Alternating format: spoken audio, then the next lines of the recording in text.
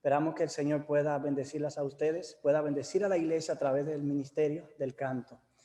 Bueno, aprovechando la canción, quiero recordar que el 26 de este mes vamos a tener el concierto de cierre de año.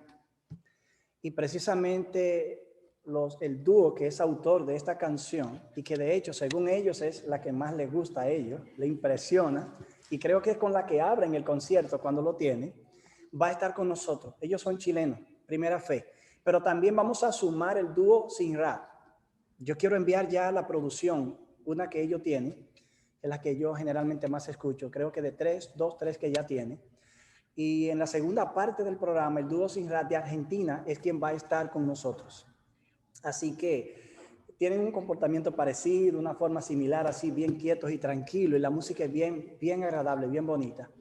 Más calmadita la de Primera Fe, pero ambos dúos están haciendo un trabajo muy lindo. Bueno, ayer precisamente confirmaba los detalles finales y todo está coordinado para las 4 de la tarde el sábado 26. Ese será nuestro concierto. Va a ser virtual, naturalmente. Lo vamos a disfrutar desde la tranquilidad de nuestras casas. Pero yo quiero que ese día usted comparta ese link con todos sus familiares, con todos sus amigos, para que tengamos un concierto y un programa bien bonito. Ya como para dar gracias a Dios al final por algunas cosas que Dios ha hecho con nosotros y porque a pesar de lo desafiante que fue este año, el Señor nos ha conducido, hemos visto su mano. Así que esa es la última actividad que vamos a tener, por lo menos en lo que respecta a nuestra iglesia, así ya distrital, durante este año. Quiero pedirle a la iglesia que se mantenga informada de cómo está la situación actual de contagio de esta pandemia. Estamos en un punto muy crítico. Ya estamos un poquito más familiarizados, pero realmente estamos en una segunda ola y en una etapa más agresiva que la primera. Y para colmo, ya tenemos confirmación de que le puede repetir aún a lo que ya le dio. Por consiguiente, mi recomendación es que sigamos manteniendo el cuidado, el distanciamiento social lo practiquemos, no nos confiemos. En una de las iglesias del distrito tengo varias personas infectadas ahora mismo y también a otros en cuarentena porque en los trabajos donde ellos estaban se contagiaron personas. Así que es una situación bien real. Ya conocemos de primera mano personas que por segunda vez están infectados, después que tuvieron anticuerpos, dieron negativo y ahora son positivos otra vez. Así que en cuanto a la vacuna, quiero decirle lo siguiente. Yo sé que hay personas que tienen una conciencia antivacuna muy profunda. Eso hay que respetarlo porque la vacunación, y afortunadamente, aparentemente no será obligatoria por ahora. No lo es. O no por ahora ni por después. No lo es. Pero créanme que si la vacuna no funciona y luego encuentran otra y la pandemia permanece, los gobiernos no van a quedarse tranquilos de brazos cruzados para no imponer una vacuna. Esa es la realidad. Yo publiqué en la página nuestra la posición de la iglesia respecto al término de la vacuna. Yo creo que como miembro de iglesia deberíamos entender eso, porque la iglesia no se opone a la vacuna cuando ésta es responsable y ha pasado todas las pruebas del lugar. Creo que en unos 10 días yo estaré entrevistando al doctor Camilo otra vez para abordar nuevamente el tema del COVID, pero a raíz de lo que ahora, de las informaciones que ya tenemos a la mano. Porque precisamente ayer cuando pasábamos algunas palabras, me decía que muchas cositas son un poco diferentes ahora y algunos mitos han quedado atrás y el conocimiento es mucho más amplio ahora respecto a la enfermedad. Por consiguiente, yo quiero entrevistarlo nuevamente para que él pueda responder incluso algunas preguntas que siempre la gente hace. Cuando esa entrevista la hagamos, vamos a ponerla en Facebook Live y en el canal de YouTube también. No solo va a ser a través de los medios del Zoom que utilizamos, para poder abarcar un poquito más y llevar un poco de orientación. Quiero decirle que dentro de las personas que están trabajando el asunto de la vacuna, el gobierno designó personas para supervisar el proceso. A veces nosotros estamos llenos de desinformación. Las cosas no se manejan así a la ligera, ni siquiera en el mundo secular. A veces nosotros vemos todo como en blanco y negro, entre luz y tinieblas. Pero vivimos en un mundo donde hay personas que ni son cristianos ni son malos en el mundo completamente. Están en un término medio. y tienen un compromiso real con los principios y los criterios que tienen. Y eso los coloca muy cerca de los principios cristianos. Y precisamente uno de los 45 hombres, me parece, que fueron seleccionados, está el decano de la facultad, el decano de farmacia de la Universidad de Loma Linda.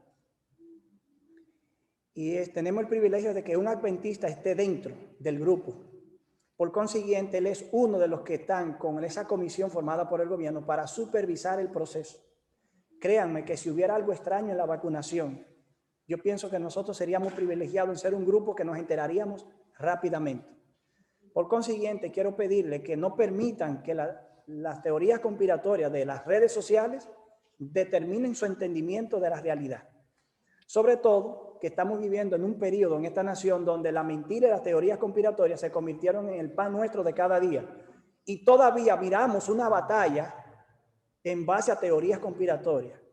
Y no hay argumento que valga para desmentir todas esas porquerías y disparates que se hablan. Entonces, a uno le preocupa eso porque realmente son situaciones que están ahí y de alguna manera se reflejan en el impacto que causan en la iglesia. Yo procuro mantenerme neutral hasta que yo veo las cosas de otra manera. Créanme que no es fácil, pero yo prefiero pecar de neutralidad que pecar por ser radical en una línea. De hecho, en el espíritu de profecía también se nos aconseja que si hemos de cometer un error en algún momento, ya que lo vamos a cometer, lo cometamos del lado de la misericordia. Porque curiosamente, errar a veces es inevitable. Pues ya que va a ser inevitable, deberíamos, si vamos a errar, hacerlo del lado de la misericordia. Es decir, de donde se hace menos daño, de donde la gente puede decir, yo sé que él se equivocó, pero quería el bien para nosotros. ¿Entienden el punto? Esa es la idea. Y si nosotros logramos entender esas realidades, nosotros nos vamos a ahorrar muchas situaciones. Créanme, la iglesia tiene muchas debilidades, pero la iglesia como institución tiene grupos especializados de personas que investigan, analizan y enfrentan las diferentes situaciones. Cuando esos grupos rinden un informe, no hay un miembro de iglesia por sí solo, que tenga una mejor opinión que el consenso a ese nivel. Por consiguiente, mientras más informados nos mantenemos de cómo la iglesia va manejando las cosas, es mejor para nosotros, porque en realidad tenemos gente especializada pensando por nosotros. Y no es que debemos dejar de pensar, pero no tenemos capacidad para evaluar cosas que solo ellos pueden hacer. Es solo un decir para que tengan la información y sepan que estamos moviéndonos en un ambiente bien, como de arena movediza, y en cualquier momento nos podemos estancar y empezar a hundirnos. Pero hay una mano amiga que nos sostiene, que es la mano divina. Yo creo que todo lo hemos visto a esta altura del año. Cuando esto empezó en marzo, de pronto parecía que nos iba a acabar a todos, ¿verdad? Pero con estos meses que ya han pasado, yo creo que nosotros podemos decir gloria a Dios, porque su mano nos ha sostenido. En el informe que la conferencia nos presentó, en la última reunión que tuvimos administrativa en todos los campos juntos, quiero decirle que, ¿ustedes ven esa diferencia a la distancia de allá? ¿La ven? Pero es pequeñita, ¿verdad? Pues en términos financieros, así fue que terminamos el año. Y glorificamos a Dios por eso. Glorificamos a Dios por eso. Y nuestro departamento es el que está más arriba. Es decir, el campo latino, hispano, es el que, para la gloria de Dios, aporta más, en todos los sentidos. Quiero informarle que la actividad que Bullón cerró dejó en sentido general 69 nuevos miembros para la iglesia. En sentido general. Irónicamente, la de los americanos no pudieron rendir un informe. Indiscutiblemente, Dios nos está bendiciendo, Dios nos está usando. Así que hay dos cosas que confluyen en New York. Y esto lo dijo Elena de White en una ocasión hablando de la importancia de la obra en este lugar. Y es que Nueva York tiene que convertirse en un modelo para todos los demás países. Y que el campo hispano tendrá una misión muy importante que desempeñar. Y es increíble cómo eso ha ido ocurriendo. Y en lo que respecta a nuestra conferencia, eso es una realidad desde hace muchos años. Mi esposa, mientras íbamos de camino, tuvo la oportunidad de escuchar algunas cosas. Yo le dije, bueno, Mari, tú nunca participas ni escuchas esto, pero no estuvo mal que escuchara lo último para que vea que en definitiva estos líderes tienen que avanzar y crecer, como todos nosotros, pero están fajados haciendo un trabajo que también hay que valorarlo y hay que orar por ellos. Así que quiero invitarles para que oremos y podamos reflexionar en la palabra de Dios esta mañana. Oremos. Padre eterno y Padre bueno, gracias por tu amor y gracias por tu bondad. Gracias, Padre, porque a la altura de este año, ya finalizando, desde marzo hemos estado librando una batalla que realmente se estaba librando desde diciembre del 2019. Pero estamos aquí, Señor. Fuimos inocentes durante esos primeros meses y vimos que tú nos protegiste. Muchos de nosotros de una manera u otra fue infectado, pero tú nos libraste.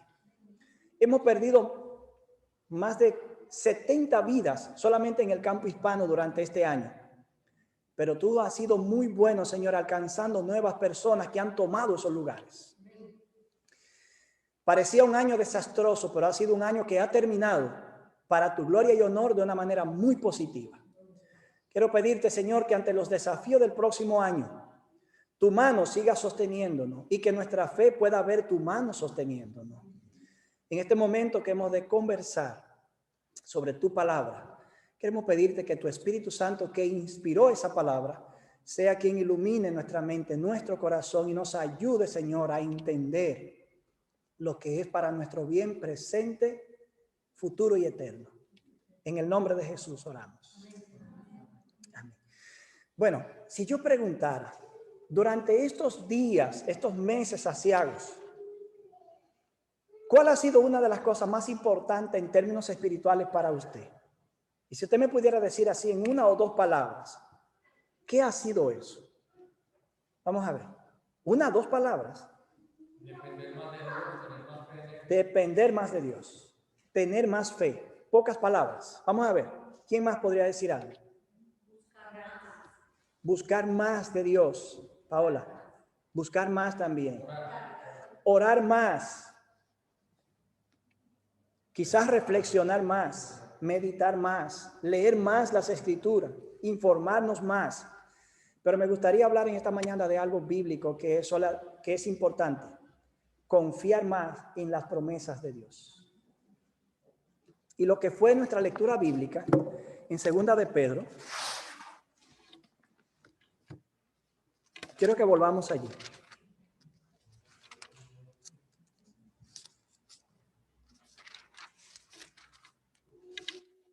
En el capítulo 1,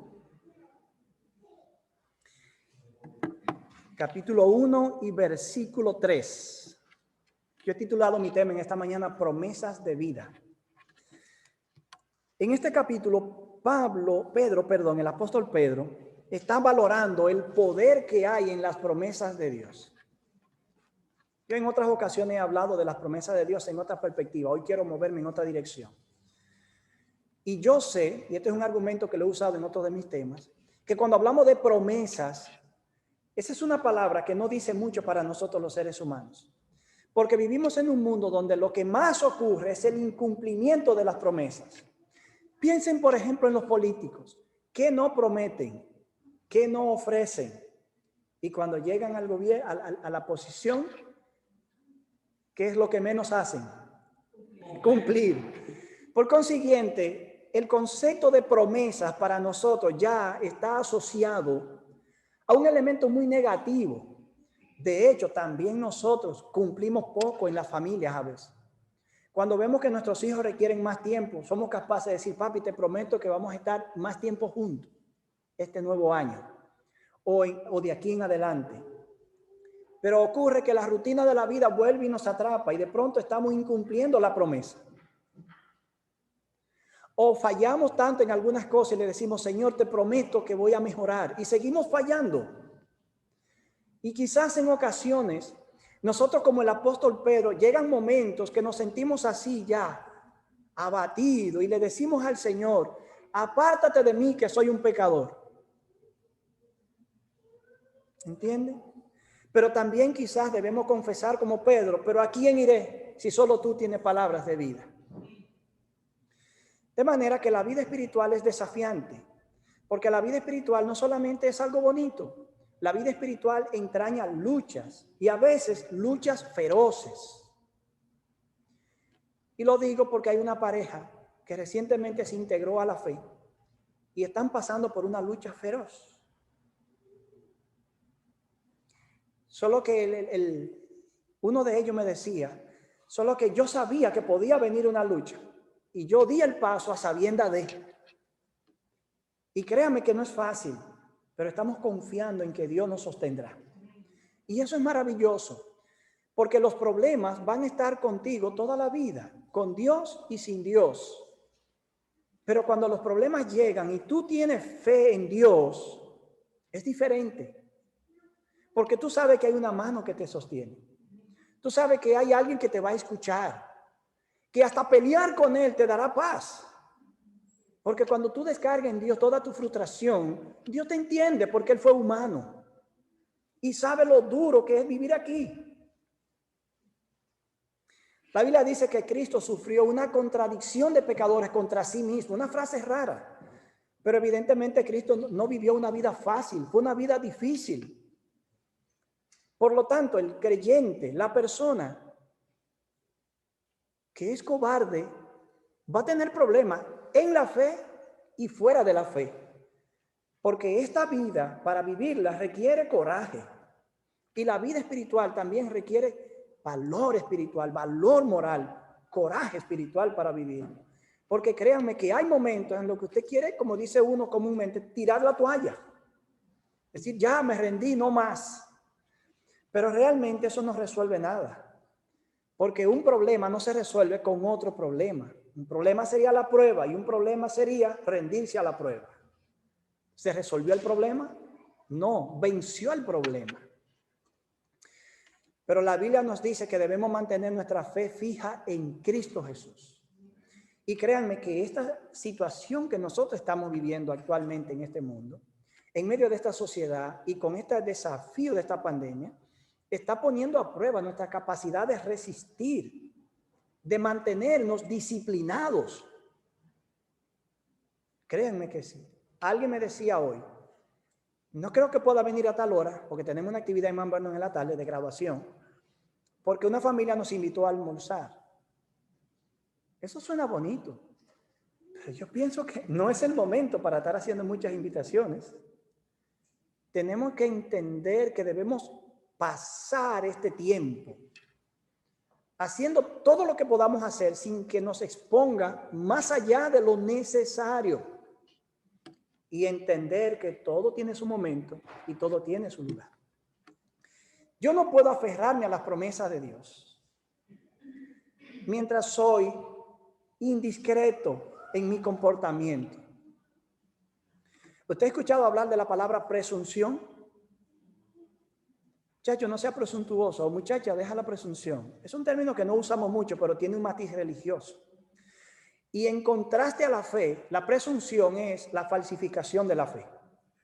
Por ejemplo, la fe bíblica se aferra a las promesas de Dios, dice el deseado de toda la gente, y cumple las condiciones. La presunción se aferra a las promesas de Dios y ya ustedes saben, no cumple las condiciones. De manera que de entrada todo parece ser fe aquí y fe allá. Pero de salida es que tú te das cuenta, cuando tú sales hecho pedazo por allá y sale entero por aquí, que era presunción y fe. Solo que cuando eso ya tú lo ves, es demasiado tarde, ya has fracasado. Pues esa cita sigue diciendo que Adán y Eva, si hubiesen ejercido una fe genuina en la palabra de Dios, como Dios le pidió que la ejercieran, es decir, que confiaran en la palabra de Dios, en no comer del árbol de la vida, del conocimiento del bien y del mal, hubiesen perseverado. Pero emplearon la presunción, se aferraron a la promesa de Dios y no cumplieron las condiciones. Y luego se dieron cuenta que era muy tarde. Ya se había abierto una puerta al dolor, al sufrimiento y al pecado en la experiencia humana. Y mírenos aquí. Por consiguiente, nosotros tenemos que cuidarnos de esos elementos que Satanás falsea de la verdadera fe. Pedro dice aquí, todas las cosas que pertenecen a la vida y a la piedad, es decir, a la vida cristiana. Nos han sido dadas como un don de Dios, un regalo de Dios, pero nos han sido dadas por el poder de Dios. Y luego esas cosas nos han sido dadas a través del poder mediante otra cosa, el conocimiento de aquel que nos llamó, noten cómo dice, que nos llamó por su gloria y excelencia. Y luego dice, por medio de estas cosas, ¿cuáles serían estas cosas? La gloria y las excelencias y el llamado. Y todas las cosas que Dios nos ha dado. Y entonces, por medio de todas esas cosas, Dios nos ha dado preciosas y grandísimas promesas para que por ellas lleguemos a ser participantes de la naturaleza divina, habiendo huido de la corrupción que hay en el mundo a causa de las pasiones. Esos dos versículos son como una cadena llena de eslabones. Vamos a verlo rápidamente. Todas las cosas que pertenecen a la vida y a la piedad nos han sido dadas. Ahí está el primer eslabón. ¿Por qué? Por su divino poder. Y todas esas cosas y divino poder, otro eslabón, mediante el conocimiento de aquel. Y por ese conocimiento que nos llamó por su gloria y excelencia, por medio de otro eslabón, de estas cosas Dios nos ha dado grandísimas y preciosas promesas. Otro eslabón, para que lleguemos a tener naturaleza divina. Otro eslabón, para que entonces huyamos de las cosas que hay en el mundo. Es un texto rico en contenido, pero yo solamente quiero tomar el concepto de las promesas esta mañana. Promesas. Yo pienso que en las promesas por sí mismo no hay problema. Creo que las promesas son como tal algo neutral, que no son buenas ni malas. Todo depende de quién la dice. Y si de quien la dice está en condiciones de cumplirla o no. Yo pienso que allí radica la naturaleza real de las promesas. Pensemos en un hombre responsable, comprometido, que dice, yo prometo cambiar esto. Oye, cuando agarre el puesto, lo va a hacer. Porque la naturaleza de ese individuo, el carácter de ese individuo, tiene el temple para cumplir su palabra. Es un hombre de palabra. En mi país hubo un presidente que todo lo tomaba a chiste. En mi país se usan frases así un poco tiradas. Y un día alguien le dijo, Hipólito, la calle está dura. Así tirada. El dominicano empata mucho las frases. ¿Saben lo que le dijo? Bueno, pues camina por la calle, por la acera. Alguien le dijo un día, Hipólito, un huevo está costando $5. Él le dijo, yo te voy a dar 10 para que ponga uno. Es decir, si cuesta $5 porque no es fácil para una gallina poner un huevo y por eso está caro. ¿Creen ustedes que esa es la respuesta? Y se escribió todo un libro para hablar de la chercha y el relajo del presidente. Eso lo hizo un sociólogo allá, porque son los que estudian la idiosincrasia y el comportamiento de la gente en sus respectivos pueblos. Luego un día había una protesta en la calle. El alcalde de la capital llegó y había un pozo de agua enorme y los carros para pasar por ahí en un lugar importante. Parece que ese pozo no lo notaba nadie. Y la noticia, cuando se focaliza en eso, empieza a pasar información y a pasar información y olvídate, alguien en el gobierno termina enterándose. Y el alcalde vino a ver la situación. Y cuando estaban ahí, la gente estaba protestando. Él le dijo, yo le aseguro a ustedes que mañana ese pozo está cubierto. ¿Qué creen ustedes que le dijo a alguien del público? Pero esa palabra la tomamos como la del presidente. ¿O de verdad? Él le dijo, no, yo no sé la del presidente. La mía dice que mañana eso está resuelto.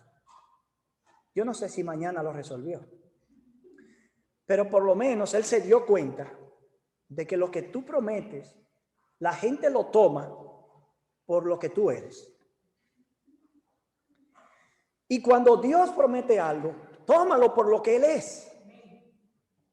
La Biblia dice que Dios es un Dios fiel, que cumple su palabra. Por lo tanto, lo que Dios promete da resultado. Y este pasaje nos dice que nosotros llegamos a experimentar lo que la Biblia está llamando aquí, naturaleza divina. Yo ni le quiero decir qué significa eso en otros sistema de creencia, porque hay cosas que sorprenden en otros sistemas de creencia. Pero en el caso nuestro, sencillamente significa para nosotros que Dios implanta el principio de una nueva vida en nosotros, que nos hace experimentar el nuevo nacimiento, un cambio de vida que hace de nosotros nuevas criaturas.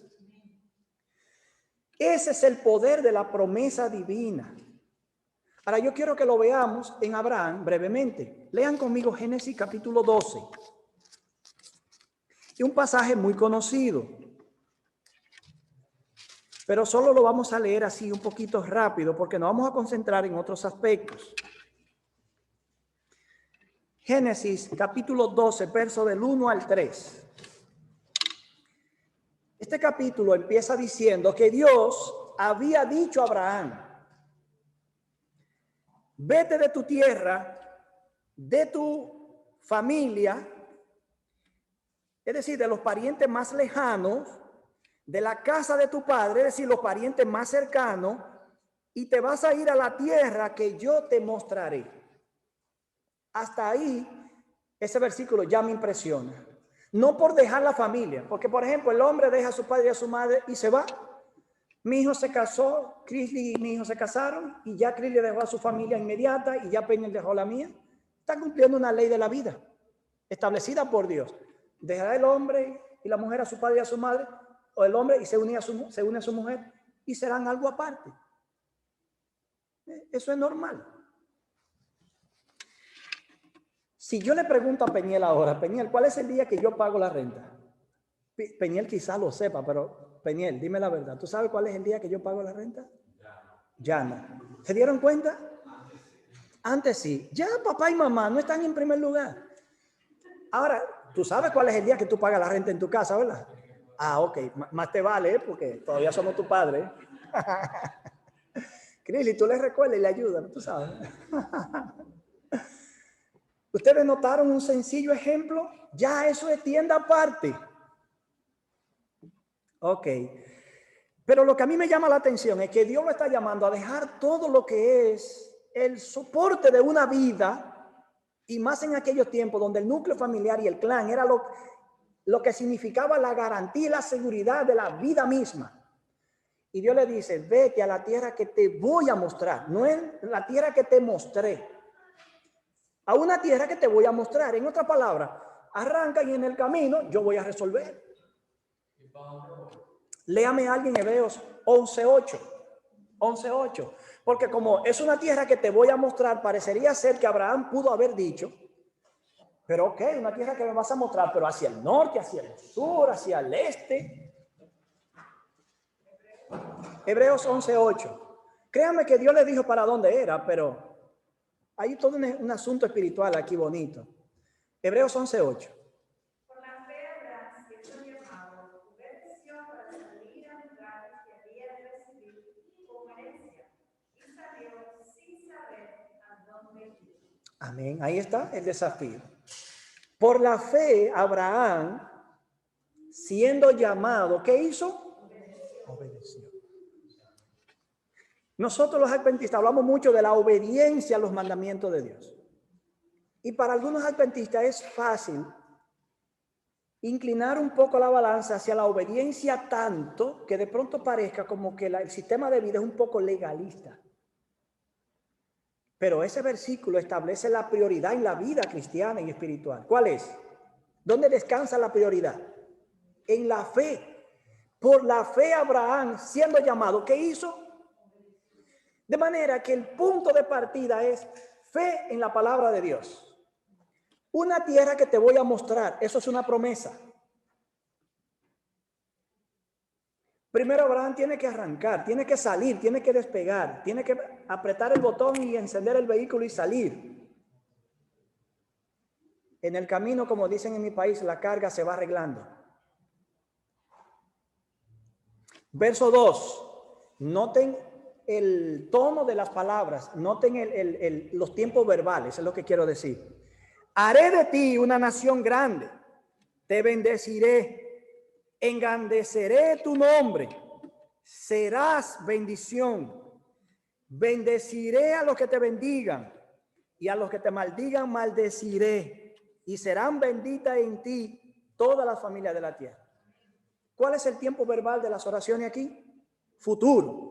Todo el tiempo es futuro. Ahora, ¿cuántas cosas allí en futuro hay?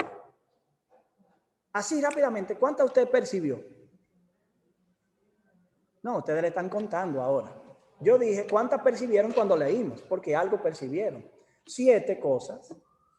7. Pues miren, hay quienes han dicho que Dios le hizo a Abraham 7 promesas.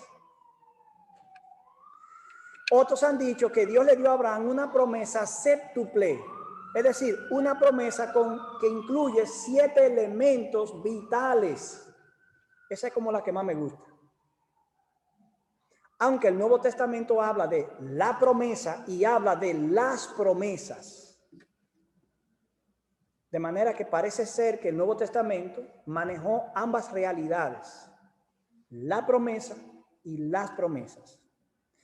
Bueno, el hecho es que estas promesas estaban asociadas al futuro eterno de Abraham. Porque más adelante Abraham llega a la tierra y cuando llega a la tierra y Abraham dice que miró en toda dirección y Abraham notó algo. El amorreo todavía vivía allí. Ya eso es un desafío para la fe. Porque Abraham pudo haber dicho, oh, pero yo pensé que yo iba a llegar a una tierra que no estaba habitada por nadie. Porque entonces, ¿qué fue lo que Dios me ofreció? ¿Una tierra ajena? ¿Verdad que parece humano pensar así? Y saben que ahí vino la voz de Dios y le dijo, mira Abraham, mira hacia el norte, al este, oeste, mira en todas direcciones. Toda la tierra que tú ves, te la voy a dar a ti y a tu descendencia para siempre. Dudo que eso significara 300 años, 500 años o los 1000 años de Apocalipsis. Eso pudo significar cualquier cosa menos que no fuera la eternidad. A ti y a tu descendencia para siempre. El plan que Dios tenía era un plan a largo plazo, un plan extenso, un plan incluyente, un plan maravilloso. ¿Por qué extenso e incluyente? Porque dijo, en ti toda la familia de la tierra serán bendecidas. Nosotros generalmente en nuestros enfoques, y esto es algo que me gustaría que ustedes como iglesia lo puedan superar, tendemos a hacer los enfoques de creencia en términos de yo contra tú, o yo versus ellos, o nosotros versus los demás. Pero los demás son gente en la que Dios pensó de manera incluyente. Las bendiciones de las promesas se tienen no para vanagloriarse, porque Pablo dice eso en el Nuevo Testamento precisamente. No tenemos nada de qué gloriarnos, porque lo que tenemos fue lo que Dios nos dio, porque nos lo prometió, de manera que ¿qué tenemos? Todo lo que es de Dios. Es decir, nuestro no tenemos nada. Todas esas promesas y apuntaban hacia el futuro. Cuando tú llegas a Apocalipsis y le das una simple lectura a los primeros 2 capítulos, primeros 3 capítulos, 1, 2 y 3, pero de manera especial en el capítulo 2 y el capítulo 3, tú encuentras que hay 7 mensajes a las 7 iglesias, ¿verdad? Y que cada iglesia termina con una promesa, ¿cierto? Entonces, ¿cuántas promesas hay en Apocalipsis? 7. ¿Cuántas promesas le dio Dios a Abraham? 7. Ok, qué interesante. Cada promesa del Apocalipsis, ¿hacia dónde apunta? ¿Hacia el pasado o el presente o hacia el futuro? Por consiguiente, esas promesas de Apocalipsis son, desde mi perspectiva, y esto es algo muy personal, una ratificación de las promesas dadas a Abraham a los cristianos del primer siglo. Pero son promesas incluyentes también. Porque, por ejemplo, vamos a leer algunas para que ustedes me digan si solamente los cristianos del primer siglo iban a disfrutar eso. Vamos a leer aquí. Y yo voy a hacer un ejercicio. Yo le voy a pedir a 7 personas de ustedes que me lean 7 textos bíblicos en la parte final del Apocalipsis. Porque, por ejemplo, en el capítulo 2 y 3 todavía la iglesia está en la tierra batallando. Pero a partir del capítulo 20 la iglesia ya no está en la tierra. Entonces se supone que esas promesas que fueron dadas cuando la iglesia estaba en la tierra tienen que cumplirse cuando ya no estemos en la tierra. Y eso es lo que ustedes van a ir leyendo como para ratificar o confirmar que finalmente lo que Dios prometió a Abraham, se lo ratificó a la iglesia cristiana, apuntando todavía hacia el futuro. Son promesas que tenían un propósito de fiel cumplimiento y fueron promesas que finalmente se cumplieron. Estoy hablando en pasado, como si estuviéramos en la eternidad, diciendo, ya disfrutamos eso. En Apocalipsis capítulo 2, Mabel, ¿tú puedes buscar Apocalipsis 22, 24? Sí. Natalia, ¿puedes buscar Apocalipsis 21, 7 al 8? Paola, búscate Apocalipsis 22, 5. Mari, búscate Apocalipsis 22, 16. Roger, búscate Apocalipsis 21, 27. Peniel, búscate Apocalipsis 21, 3. Y finalmente, Waldi, búscate Apocalipsis 20, 4 al 6. Cuando ustedes lean, lean en voz alta. Yo voy a leer la primera promesa. El que tiene oído, oiga lo que el Espíritu dice a las iglesias. El vencedor, al vencedor, le daré a comer del árbol de la vida que está en medio del paraíso de Dios. ¿Creen ustedes que del árbol de la vida solamente van a comer los cristianos del primer siglo? Entonces, Mabel, léeme Apocalipsis 22, 24. Creo que es 22, 4, déjame ver. O 22, 24. 22, 24. 22, 4. Gracias.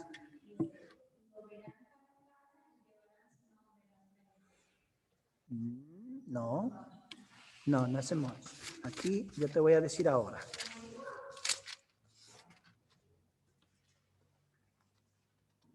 Verso 2. En medio de la calle principal de la ciudad, y a cada lado del río, crecía el árbol de la vida, que da fruto cada mes, es decir, 12 veces al año. Y las hojas del árbol sirven para sanar a las naciones. Amén, gracias. Entonces, la promesa de comer del árbol de la vida que le fue dado a los cristianos que vivían en Éfeso es una promesa incluyente, es una promesa para todos los creyentes. Y el pasaje que Mabel acaba de leer muestra que finalmente en la tierra nueva hay un árbol de vida que incluso no solo sus frutas, sino hasta sus hojas son para sanar, es decir, perpetuar la vida como en el Edén. Entonces, estas promesas que fueron dadas, finalmente, ¿qué? Se cumplirán. Entonces, yo voy a leer ahora la siguiente promesa que está en el verso 11. Y en el verso 11 dice, el que tiene oído, oiga lo que el Espíritu dice a las iglesias. El vencedor no sufrirá daño de la segunda muerte. ¿Quién tiene Apocalipsis 21, 7 al 8? Ok, Natalia. El que venciere heredará todas las cosas, y yo seré su Dios, y él será mi hijo. Pero los cobardes e incrédulos, los abominables y homicidas, los fornicarios y hechiceros, los idólatras y todos los mentirosos tendrán su parte en el lago que arde con fuego y azufre, que es la muerte segunda. Perfecto. En ese pasaje dice que los fieles vivirán con Dios para siempre, recibirán todas las cosas. Pero los que no quedan excluidos y experimentan la segunda muerte. ¿No decía esta promesa, el vencedor no sufrirá daño de la segunda muerte? ¿Se cumplió la promesa? Gloria a Dios. Voy a leer ahora entonces el verso 17, que tiene la tercera promesa. Al vencedor le daré a comer del maná escondido y le daré una piedrecita blanca, en la piedrecita un nombre nuevo, el cual nadie conoce sino el que lo recibe. No hay correspondencia 100% exacta, pero alusiones al tema sí. Vamos entonces a comparar con Apocalipsis 22, 5. Yair, creo que era Yair que lo tenía. No, tú, Paola. Ok. No habrá allí más noche y no tiene necesidad de luz de lámpara ni de luz del sol, porque Dios, el Señor, los iluminará y reinarán por los siglos de los siglos. Bueno, pues entonces déjame ver algo que falta ahí.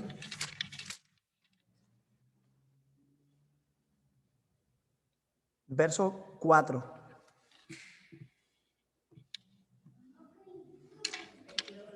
Sí. Y verán su rostro y su nombre estará en sus frentes. Gracias. Es ahí el término nombre. Van a recibir un nombre nuevo.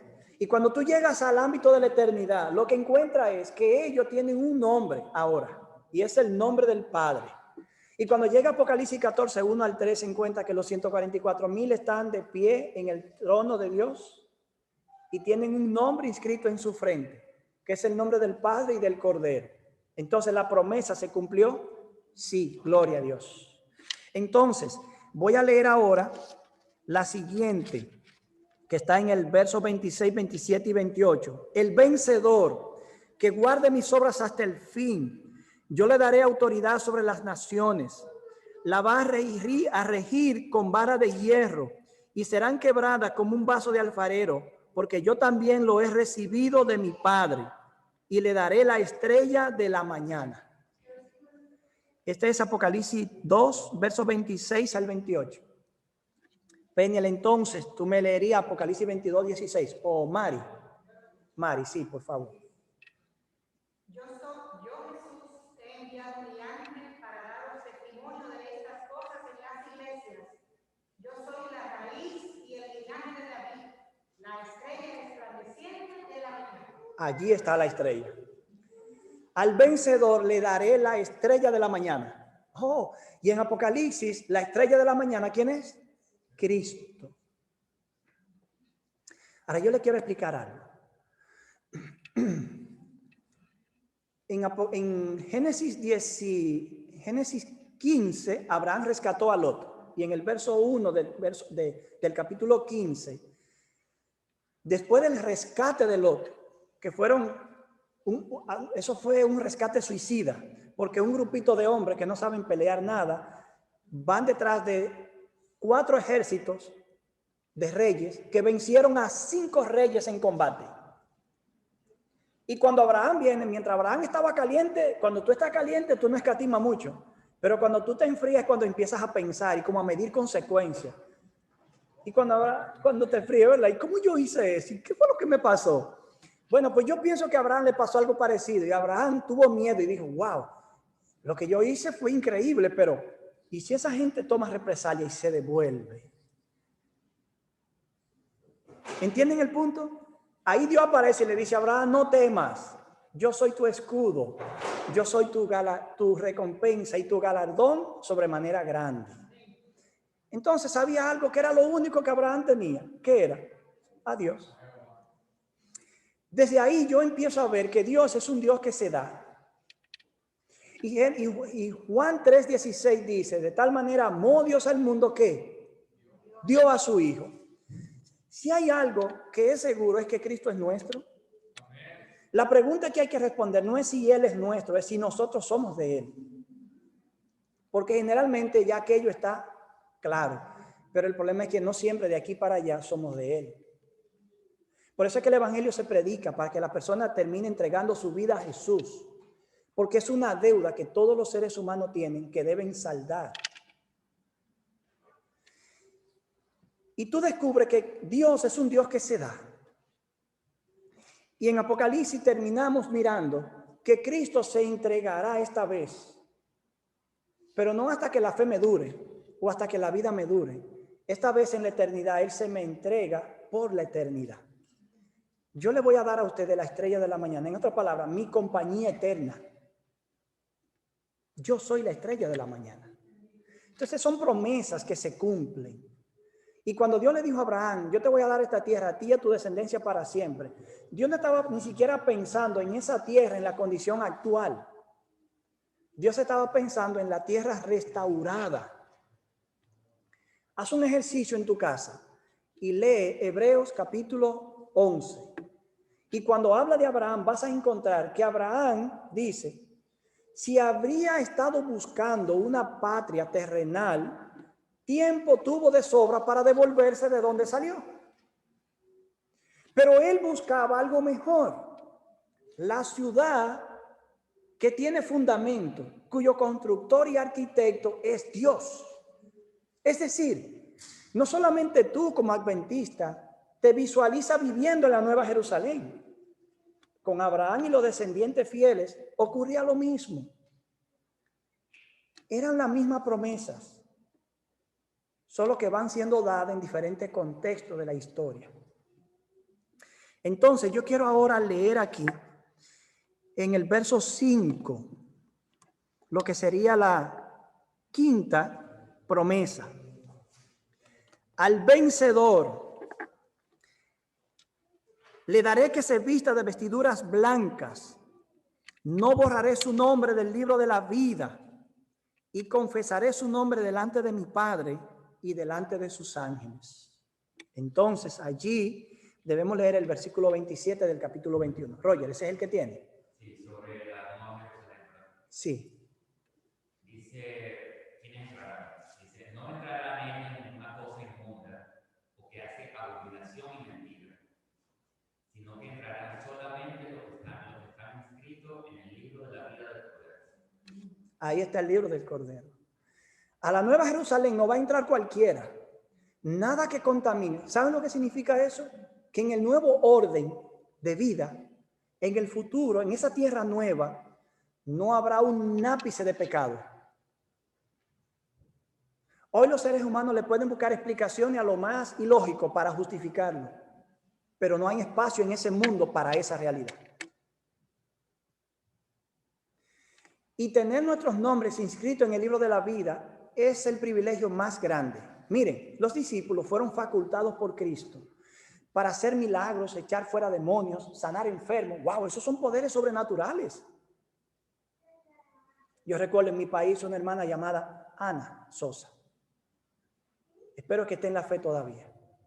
Ana Sosa era una mujer bien dedicada y consagrada. Yo he visto pocas personas en mi vida tomándose la fe y la religión tan en serio. Y en más de 2 ocasiones se nos dio a nosotros que teníamos que enfrentar casos de posesión demoníaca. Y en uno de los últimos que yo recuerdo, el joven la muchacha hablaba como un hombre, con una voz ronca. Los ojos lo tenía rojos. Y no habían hombres que pudieran sujetarla. Y era flaquita. Y los ancianos estaban allí orando. Pero cuando Ana Sosa llegó y oró, se resolvió el problema. Y no es porque ella tenía quizás más fe o más poder espiritual que nosotros, sino porque Dios la facultó con ese don sobrenatural. Y los discípulos salieron facultados de esos dones sobrenaturales. Y cuando vinieron de allá para acá, venían contentos. Dijeron, maestro, las cosas que hemos hecho son increíbles. Mira, los demonios se nos sujetan. Los enfermos son sanados. ¿Y cuál fue la respuesta de Cristo? Gloria a Dios, yo sabía que eso iba a funcionar. Esa no fue la respuesta de Cristo. No se gocen de eso, mis hijos, le dijo Jesús. Como dicen en mi país, le mató el gallo en la funda inmediatamente. Antes de que lo sacara a pelear, ya el gallo estaba muerto. Ustedes saben la frase de los galleros, ¿verdad? No me digan a mí que ustedes no saben nada de gallero. Bueno, pregúntenme después, que yo le puedo decir. Porque mi padre era gallero. Mi padre era gallero. Yo me crié con gallos y criando gallos. ¿Y saben algo? Jesús los noqueó en el acto. No se alegren de eso. No se pongan contentos por eso. Yo le voy a explicar por qué Jesús dijo que no se alegraran mucho por eso. Cristo le dijo, alégrense de saber que el nombre de ustedes está inscrito en el libro del cielo. Porque eso sí garantiza un destino, no las manifestaciones de poder espiritual en esta tierra. ¿Saben por qué? Porque Jesús sabe que las manifestaciones de poder milagroso, Satanás las falsifica así. Tú lees Mateo 7 y te encuentras con esta realidad. Muchos me dirán en aquel día, Señor, nosotros hicimos milagros en tu nombre, echamos fuera demonios, sanamos enfermos. ¿Y cómo les responde el Señor? También los noquea el Señor. No os conozco, apartado de mí, hacedores de maldad. Tú dices, ¿qué? Ese es el elemento que nosotros llamamos a observarlo con cuidado en los movimientos religiosos modernos. Porque hoy, ¿cuál es la evidencia del Espíritu Santo en la vida de una iglesia? Saltos, algarabía, danzas, personas cayendo al suelo perdiendo el conocimiento. Eso lo hace cualquiera. En la iglesia de Bailey iba un hermano que me decía, pregúntenme a mí que yo sé de eso. Porque un evangelista, me voy a reservar el nombre, que ya falleció, era muy familiar en mi país y muy popular a nivel mundial. Hacía cruzada de sanidad. La gente se sanaba en cantidad. El hombre era famoso por el poder que tenía. Pero él me puede decir a mí que ese señor, bajo el equipo que manejaba el asunto, le ofreció dinero para que montara un show, sanándose, recibiendo el espíritu y cayendo al suelo. Y ellos no estaban en la iglesia, aunque se criaron en la iglesia, y hacían cualquier cosa por dinero. Entonces, ¿es posible falsificar los dones? Y asumiendo que no sea un juego, Satanás tiene capacidad para hacer eso. Pero yo pregunto, ¿tiene Satanás capacidad de inscribir el nombre de uno de sus seguidores en el libro de la vida del cielo? Eso está fuera de su jurisdicción. Por eso Cristo le dijo, no se gloríen de aquella cosa que hasta Satanás podría hacer. Alégrense de que el nombre de ustedes ya está inscrito allá arriba. Es decir, que ustedes son candidatos para la salvación. Bueno, para no cansarlo, vamos a la sexta promesa, y así que estamos casi terminando. En el verso 12 del capítulo 3, leemos, al vencedor, yo lo haré columna en el templo de mi Dios, y nunca más saldrá de allí. Escribiré sobre él el nombre de mi Dios y el nombre de la ciudad de mi Dios, la nueva Jerusalén, la cual desciende de Dios, del cielo, con mi Dios y con mi nombre nuevo. Se ratifican conceptos. Peñal, entonces ahí creo que tú tienes 21:3. Y oí una gran voz del cielo que decía, he aquí el tabernáculo de Dios con los hombres, y él morará con ellos, y ellos serán su pueblo, y Dios mismo estará con ellos como su Dios. Allí está. Y si lees el verso 2 y el verso 10 dice, vi a la nueva Jerusalén descendiendo del cielo de mi Dios, que es la segunda vez que se dice, y esta es la primera vez. Y luego en el verso 10 dice, vi a la nueva Jerusalén descendiendo del cielo de mi Dios, preparada como una novia para su novio. Ajá, y el verso 10 también repite que desciende del cielo. Y allí viene el nombre nuevo y ser hecho columna. Yo tengo toda una serie de temas de cada una de las promesas, pero te adelanto lo siguiente. Ser una columna en el templo de Dios es una frase que se debe entender metafóricamente. Significa que Dios te va a dar una vida permanente en el tabernáculo suyo, es decir, en el lugar de su morada, en el santuario, en el lugar donde Él mora. Y cuando dice, y nunca más saldrá de allí, quiere decir, esa frase hay que entenderla. Cuando tú lees Ezequiel 28, te das cuenta que cuando Satanás se rebeló, dejó la presencia de Dios y fue echado de la presencia de Dios. En otras palabras, Satanás fue el primero que salió de la presencia de Dios. Y que nosotros jamás saldremos de allí. ¿Qué significa? Que el pecado no va a existir jamás. Que la comunión que tendremos con Dios será eterna. Que la fidelidad será permanente. Que nuestra vida con Dios en su santuario será como la columna de un edificio que se pone allí no para que se caiga, sino para que esté ahí toda la vida. ¿Entienden el punto? Esa es la idea allí. Y finalmente, Apocalipsis 3:21 dice, al vencedor le voy a conceder que se siente conmigo en mi trono, así como yo he vencido y me he sentado con mi Padre en su trono. Apocalipsis 20:4-6. ¿Quién lo tiene?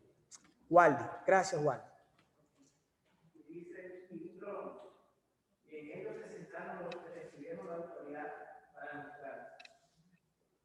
Y vi las almas de los captados por el testimonio de Jesús y por la palabra de Dios, quienes no habían adorado la bestia ni su imagen, y no habían recibido la marca en su frente ni en sus manos. Estos volvieron a vivir y reinaron con Cristo 1000 años. Esta es la primera resurrección, pero los demás muertos no volvieron a vivir hasta que se cumplieron los 1000 años. Bienaventurados los santos que tienen parte de la primera resurrección. La sino que serán sacerdotes de Dios, de Cristo, y estarán con él durante 1000 años. Amén. Gracias, Waldi. Esta promesa entonces se cumple en el nuevo orden, pero durante los 1000 años. Dice, al que venciere, lo voy a sentar en mi trono, así como yo he vencido con mi Padre y me he sentado con él en su trono. Para nosotros, un trono es como una silla. Pero en el mundo antiguo, los tronos tenían forma como de los actuales sofás. Por consiguiente, cuando el rey estaba sentado en su trono, podía invitar a alguien a sentarse a su diestra. ¿Recuerdan el caso de Salomón que le dijo a su madre, ven, siéntate aquí conmigo a mi diestra? ¿Qué le dio Salomón a su madre en ese momento? La posición de mayor honor. Cristo sube al cielo y se sienta a la diestra de Dios. ¿Qué está diciendo la Biblia con eso? Que ha recibido la posición de mayor honor. Cuando Cristo dice que nosotros nos vamos a sentar con Él en su trono, indica que no está pensando en un trono de un unipersonal, sino en ese tipo de trono antiguo, donde tú podías invitar a alguien a sentarse. Eso no es literal, eso es metafórico también. Significa que Cristo no concederá un honor especial. Apocalipsis 24, el pasaje que Waldi leyó, dijo, vi tronos. ¿Y qué pasó en esos tronos? Se sentaron sobre ellos los que recibieron facultad de juzgar. Vivieron y reinaron juntamente con Cristo, sentados en esos tronos. ¿Por cuánto tiempo? Mira, los 1000 años es un tema aparte. Pero es evidente que es el periodo de dominación en el que los santos tendrán la oportunidad de cumplir. Yo quiero leer Hebreos 6 para concluir. Esas promesas, si ustedes notan, le fueron dadas a Abraham. Pero cuando Dios le habló a Abraham, le dijo a ti y a tu descendencia. Pero también pensó en todo el mundo y le dijo, en ti serán benditas todas las naciones de la tierra. Luego encontramos que a los cristianos del primer siglo se les ratificó. Y luego encontramos que se cumplen finalmente en la tierra nueva, en el mundo venidero. Bueno, eso significa que las promesas entonces son heredadas. Y es donde yo quiero terminar confirmando esa realidad. Hebreos capítulo 6. Y allí yo le voy a decir los versículos que vamos a leer. Verso 13 al 20. Cuando Dios hizo la promesa, oigan en singular, la promesa a Abraham, no pudiendo jurar por otro mayor, juró por sí mismo. Entonces la promesa que le fueron dadas a Abraham estaban acompañadas ¿de qué? De un juramento. Pablo dice que el juramento decía, de cierto te bendeciré con abundancia y te multiplicaré grandemente. Y él, habiendo esperado con paciencia, alcanzó la promesa. ¿Cuál promesa? La de una descendencia. ¿Y cuál era esa descendencia? Isaac. Y aunque no había muchos hijos, Isaac era la garantía de que los demás hijos vendrían. Dice aquí, habiendo esperado con paciencia, alcanzó la promesa. Los hombres ciertamente juran por uno mayor que ellos, y para ellos el fin de toda discusión o controversia es el juramento de confirmación. Yo te juro por tal cosa, ya no hay que hablar más nada, ya el hombre juró.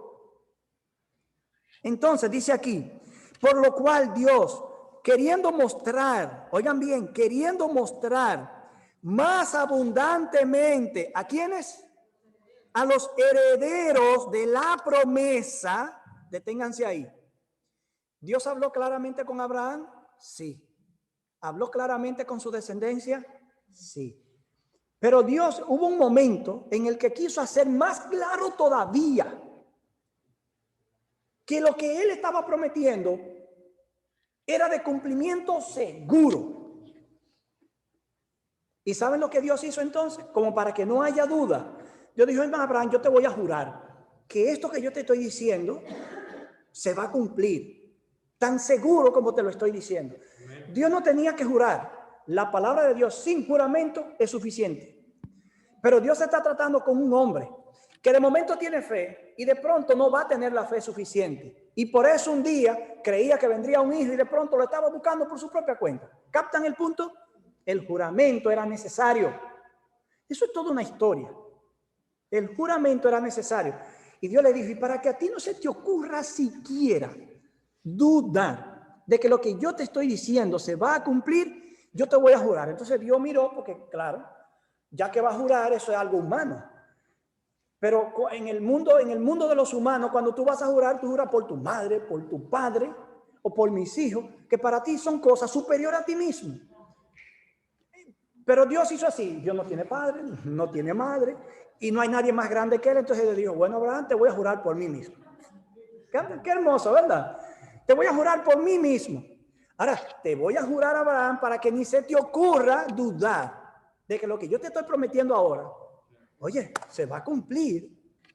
Bueno, pues sigue diciendo, por lo cual, queriendo Dios mostrar más abundantemente a los herederos, Dios está pensando en nosotros ahora, ya no en Abraham, a los herederos de esa promesa, la inmutabilidad de su consejo, él interpuso un juramento. Para que por dos cosas inmutables, es decir, que no pueden cambiar, en lo cual es imposible que Dios mienta, nosotros entonces tengamos un consuelo fuerte, lo que hemos acudido para aferrarnos de la esperanza que ha sido puesta delante de nosotros. La cual, esa esperanza, la tenemos como una segura y firme ancla de un barco. ¿Y dónde está esa ancla metida? ¿Dónde está el ancla puesta? En la playa en una de las playas buenas de Colombia o de aquí de Miami, o allá Punta Cana, que es tremendo Punta Cana. No, esa ancla Dios la puso ¿dónde? Velo adentro. ¿Saben dónde es eso? El lugar santísimo del santuario celestial. Ajá. Velo adentro, el lugar santísimo. ¿Y quién está en el lugar santísimo? Verso 20. Donde Jesús entró por nosotros, a favor de nosotros, para beneficio de nosotros, como un precursor, es decir, como el que abre un camino.